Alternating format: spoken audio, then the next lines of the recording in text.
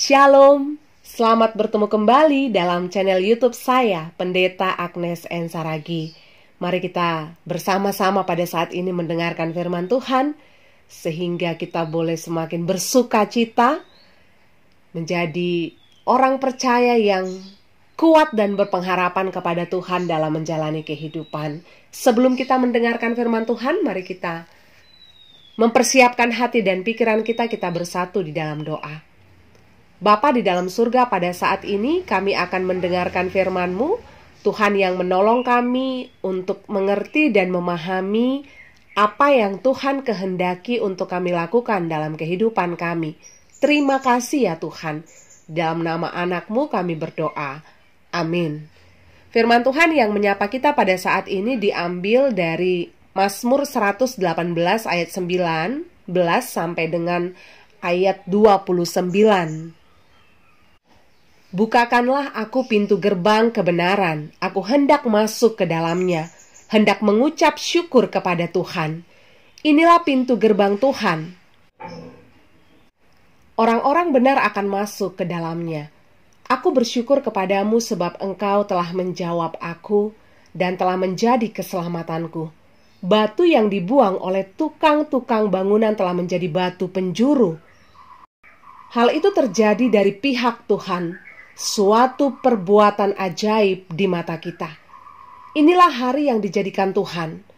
Marilah kita bersorak-sorak dan bersuka cita karenanya. Ya Tuhan, berilah kiranya keselamatan.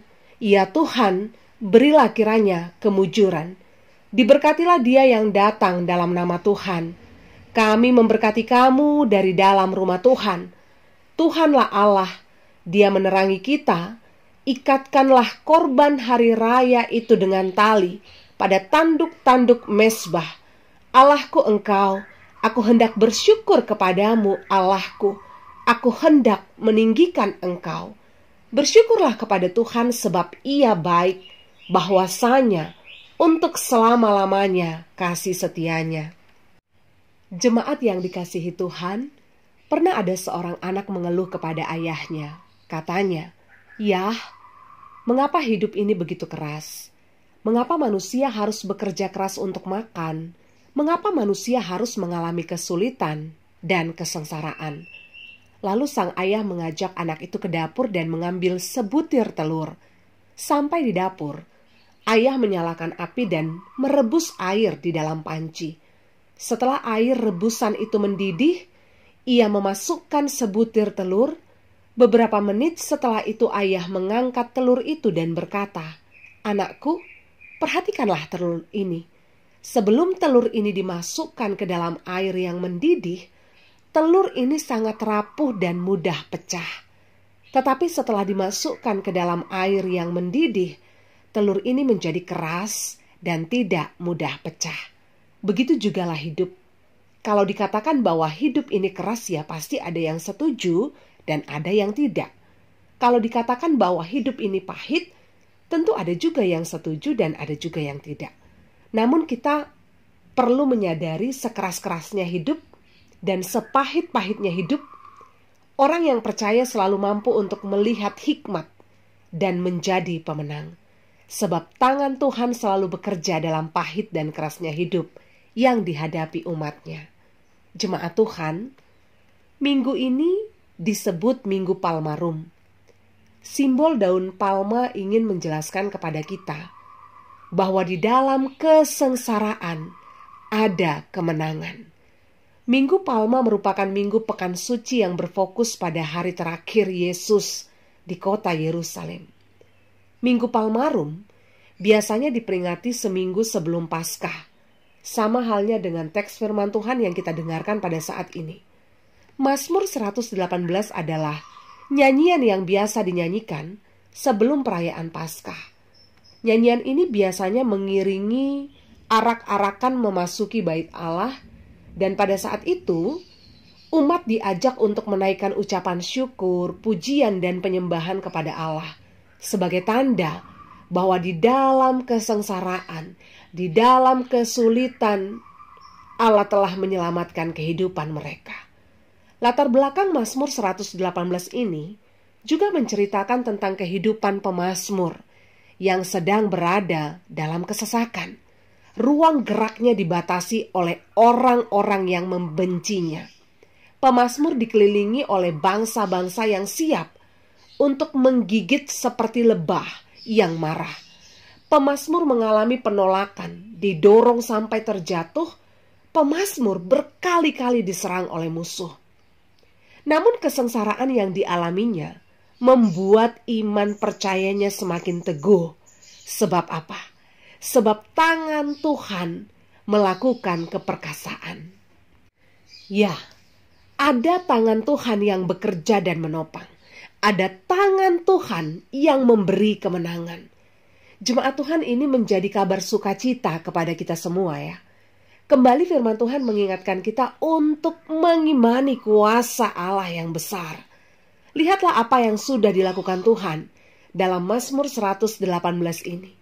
Saat pemazmur mengalami kesesakan, Tuhan memberi kelegaan. Saat bangsa-bangsa lain memegahkan kereta dan perlengkapan perang yang hebat untuk berperang, Tuhan memukul kalah dan memberi kemenangan. Saat pemazmur didorong sampai terjatuh, Tuhan kembali mengangkatnya ke tempat yang tinggi. Dan saat ini, kita harus menaruh keyakinan dan kepercayaan kepada kuasa Allah yang besar itu. Jika Allah bertindak dengan hebat dalam kehidupan pemazmur dan bangsa Israel, maka Allah juga dengan kuasa yang besar itu akan bertindak dalam kesesakan kita. Amin. Allah akan bertindak dalam setiap peperangan hidup yang kita hadapi. Maka sekarang percaya. Dan percaya, Allah pasti akan bertindak dalam hidupmu secara pribadi maupun dalam keluargamu. Jemaat yang dikasihi Tuhan, pada ayat 19 sampai dengan ayat 21 dalam teks firman Tuhan pada saat ini, pemazmur menjelaskan bagaimana kerinduannya untuk datang beribadah kepada Allah. Ini diumpamakan seperti dia sedang berada di depan pintu gerbang bait Allah itu ya. Nah, seperti yang kita ketahui, kerinduan pemazmur untuk masuk ke dalam bait suci, bait Allah, itu adalah kerinduan yang hebat. Ini juga bisa merupakan sebuah pengalaman iman yang berharga dalam kehidupan pemazmur. Sebab sesungguhnya kita semua mengetahui bahwa tidak semua orang bisa masuk ke dalam bait suci. Hanya orang-orang yang memiliki kesungguhan hatilah yang diperbolehkan masuk ke ruang maha suci. Maka pemazmur dengan yakin mengatakan ya, pada ayat 19 sampai dengan 21, bukakanlah aku pintu, aku hendak masuk ke dalamnya, hendak mengucap syukur kepada Tuhan, sebab Tuhan telah menjawab aku. Melalui kalimat ini pemazmur ingin menjelaskan bahwa satu-satunya alasan yang membuat dia rindu untuk masuk ke dalam bait Allah adalah Tuhan itu sendiri. Bukan karena kekuatan Tuhan, bukan karena berkat-berkat yang sudah dia terima, tetapi itu semua adalah karena Tuhan sendiri. Tuhan adalah alasan baginya untuk memuji-muji dan mengucap syukur. Tuhan adalah alasan baginya untuk datang di dalam kesungguhan. Dan ini mengingatkan kita semua, jemaat yang dikasihi Tuhan, dimanapun berada, untuk menjadikan Tuhan sebagai alasan bagi kita dalam hidup ini.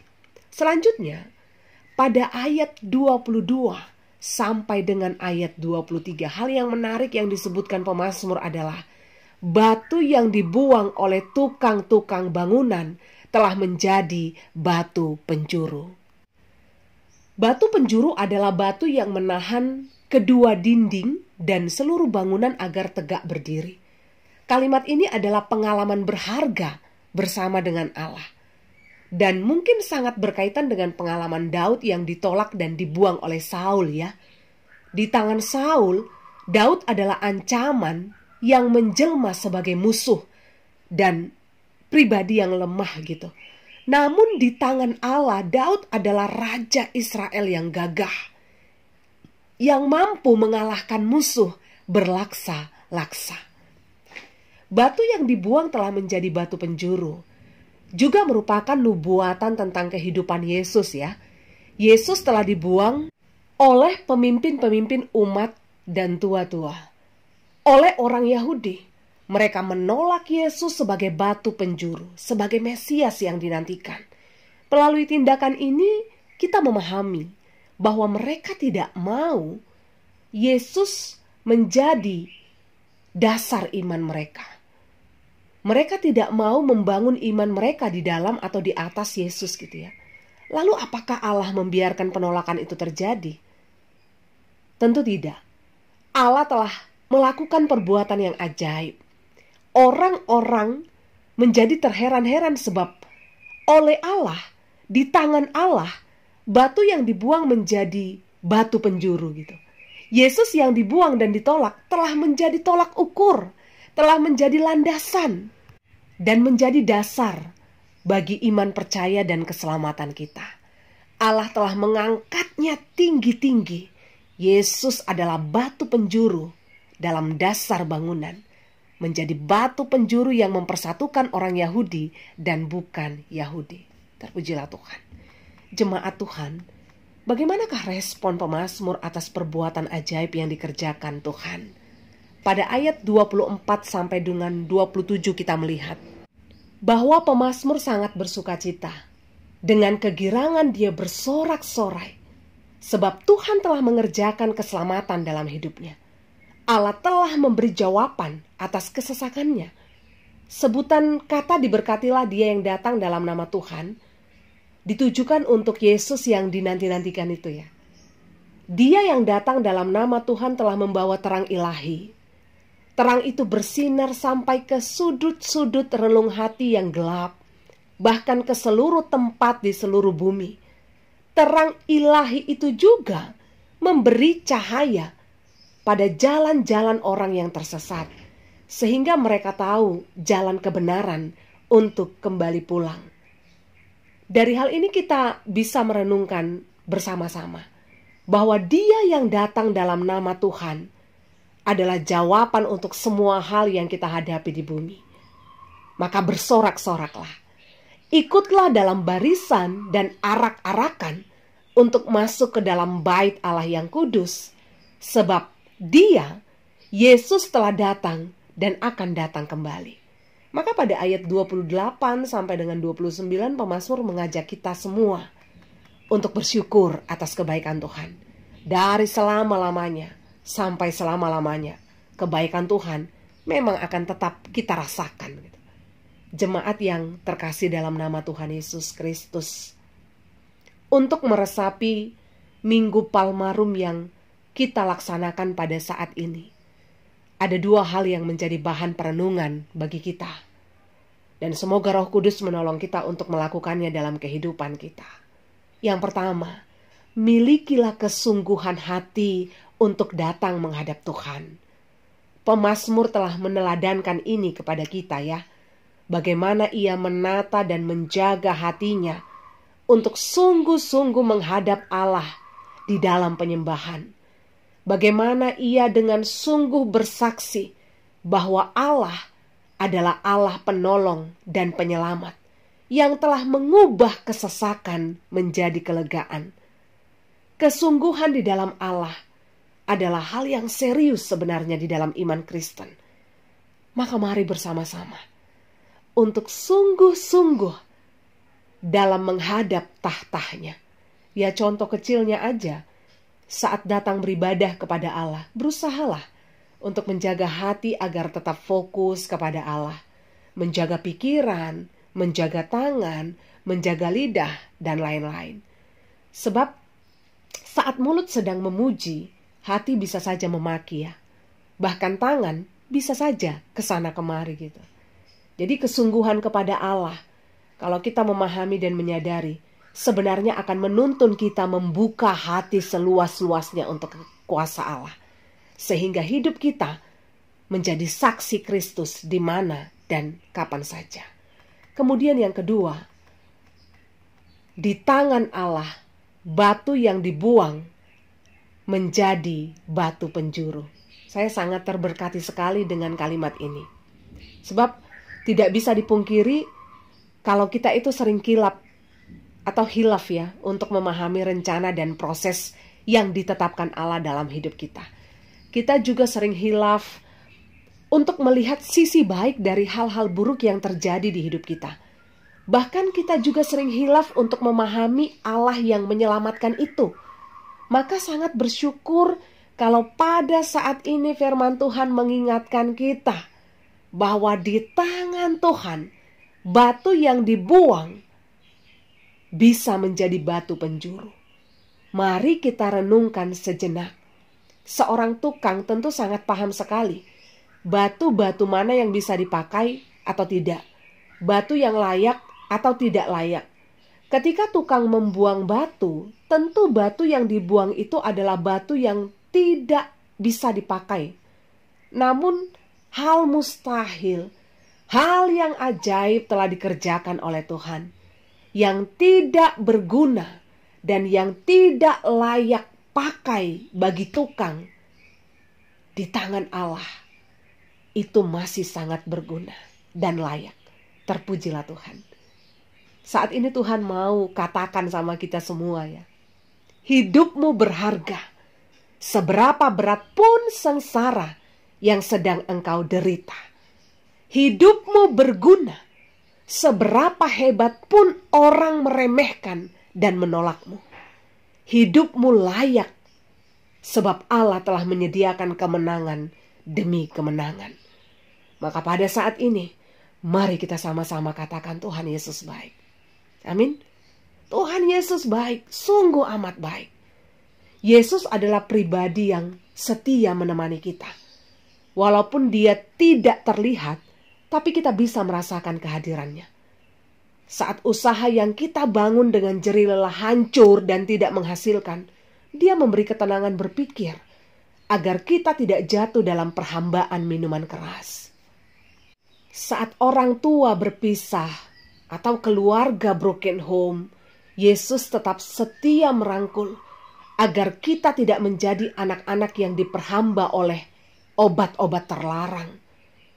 Bahkan saat doa-doa kita belum dijawab, Yesus dengan setia memberi kesabaran dan keberanian untuk menghadapi kenyataan.